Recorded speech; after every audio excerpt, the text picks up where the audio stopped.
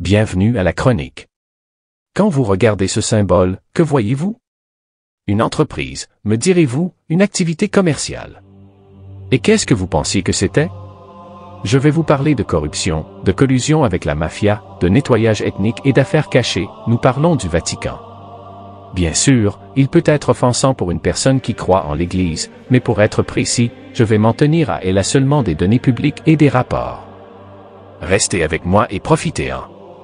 Vatican, actif estimé en 2023 à 2000 milliards d'euros et 60 tonnes d'or. La Banque du Vatican détient une valeur officielle de 603,3 millions d'euros. Voulez-vous savoir où va l'argent des offrandes du Vatican? Les données publiques présentées par l'Église indiquent qu'il y a 1,359,612,000 catholiques dans le monde qui font des offrandes aux 455, 839 églises et centres religieux à travers le monde qui fonctionnent comme un centre pour la collecte d'offrandes. Où va tout cet argent? Le Vatican détient des investissements, y compris le fonds Centurion, Italia Indépende, et environ 10 millions à Gene Calcio, 4,7 millions pour entrer dans les eaux. Il n'est pas possible de quantifier le volume d'affaires entre le Vatican et le marché du film. La liste des investissements immobiliers est sans fin, vérifiable. Il y a 11 milliards de propriétés immobilières, mais les données officielles sont partielles. On estime que 3% de la richesse du Vatican serait suffisant pour relancer l'économie de l'Afrique, nourrir toutes les familles et construire des logements pour les sans-abri. Mais le Vatican nous surprend et décide de devenir le plus grand actionnaire investisseur de Beretta Holdings SPA, l'une des plus grandes usines d'armement en Europe. Les investissements dispersés dans le monde entier de la marque Vatican seraient suffisants pour éliminer de la surface de la terre tous les sans-abri, toute trace de pauvreté, sans avoir à demander un sou aux croyants, mais le Vatican décide que les offrandes à pence de pierre sont toujours parmi les plus grands portefeuilles qui coulent des rivières d'argent dans les coffres de la Banque du Vatican.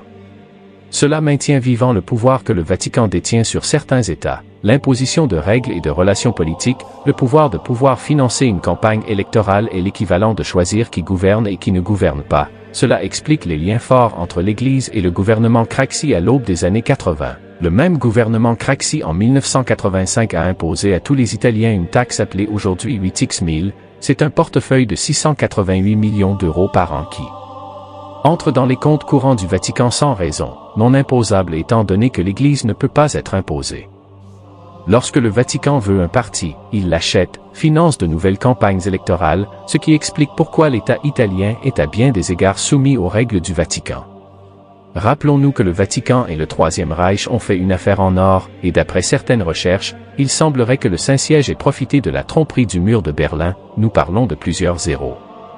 Une richesse extrême composée de pompes, de luxe et de confort, une femme malade met $5 de cela parmi les offrandes, un père sans emploi donne à l'enfant $10 afin qu'il puisse les mettre parmi les offrandes, des points les plus pauvres de la planète viennent de petites offrandes qui, si comptées ensemble se transforment en milliards. La comptabilité du Vatican doit enfin gérer les fonds du sang, de la misère, de la foi et de la mort. Dans tout ce battement de l'argent, l'Église doit garantir un niveau de vie très élevé pour ceux qui détiennent ses secrets. Les dirigeants du Vatican vivent dans la richesse totale.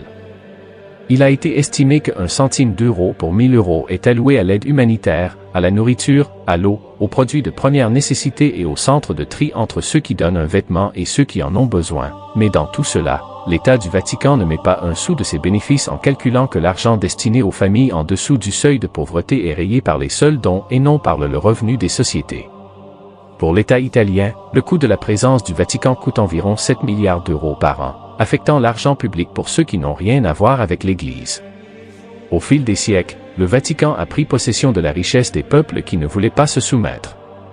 L'or, les pièces de monnaie, ont été arrachées par les gardes templiers, puis apportées à l'Église. Aujourd'hui, aucun templier à cheval ne mettra une épée à votre gorge, simplement parce que vous êtes obligé par le gouvernement avec lequel au fil des ans des accords sont nés collaborations. Lorsque vous payez des impôts, une particule de ces taxes soutient l'Église. Si ce n'était pas le cas, l'Église enlèverait de l'oxygène au parti.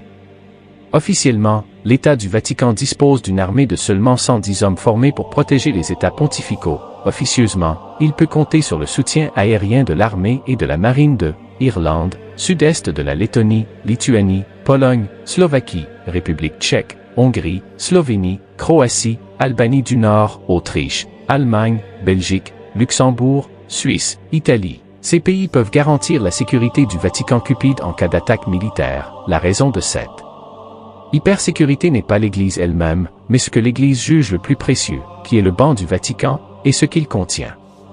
Les seuls logements vides dans la ville de Rome appartenant au Vatican suffiraient à retirer tous les sans-abri du périmètre italien des rues, sans même toucher aux pentouses où des fêtes privées sont organisées et au fond des œuvres caritatives qui sont utiles pour payer les prostituées des prêtres qui ne sont certainement pas exemptés du désir sexuel. Les palais princiers, les pentouses des évêques et l'entretien du Vatican lui-même sont soutenus par un chiffre d'affaires fantôme. Tout le monde ne sait pas que l'État du Vatican est le seul État au monde qui ne produit rien. En fait, le PIB du Vatican n'est pas calculable, et ayant une souveraineté autonome, il n'a pas à déclarer le produit de ses activités. Parmi les activités les plus rentables, nous trouvons l'accord entre le Vatican et Cosa Nostra. Parmi les plus gros investissements du Vatican était le nom de Roberto Calvi, un homme qui gérait les finances de la mafia, tué à Londres avec un faux passeport fourni par le Vatican. Il n'a jamais été établi si le meurtre a eu lieu sur les ordres de l'Église ou de Cosa Nostra. Ce qui est certain, c'est que Calvi était le pont de communication entre les deux empires monétaires. L'archevêque Paul Casimir Marcinkus s'est qualifié d'ouvrier de Dieu, une expression peu connue dans les couloirs du Vatican mais largement utilisée parmi les francs-maçons du premier degré. Marcinkus a dû gérer les lourdes dettes entre le Vatican et Banco Ambrosiano, mais le Vatican a décidé de ne pas payer car le seul moyen d'amener un homme protégé par le Vatican à la cour est par la permission du pape qui n'est jamais arrivé.